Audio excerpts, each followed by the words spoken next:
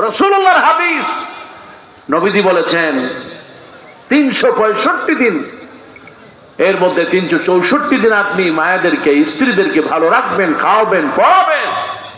একটা দিন যদি একটু এলোমেলো হয়ে যায়, তাহলে ওই স্ত্রীর চেহারার দিকে তাকানো যায়। আর বলে কি, তোমার মতো স্বামী না হইয়া যদি রিক্সাওয়ালা, ঠেলাওয়ালা, কৃষকের সাথে বিয়ে হতো, তাও আমি সুখে থাকতে পারতাম। এমন বেঈমান মহিলা আছে না নাই? মুসলমান যারা বলে আছে না নাই? রাসূলুল্লাহ বলেছেন আরেকটা কারণে মহিলারা জাহান্নামে যাবে, সেটা হলো তারা এক জায়গায় বসলেই মাশাআল্লাহ খালি গীবত আর গীবত। কি বলেন, আছে না? এই যে একটা বাসের ভিতরে 30-40 জন লোক থাকে, যদি ওই জায়গায় 2 জন মহিলা এক জায়গায় থাকে, কাম সারা। কি বলেন, ঠিক কিনা?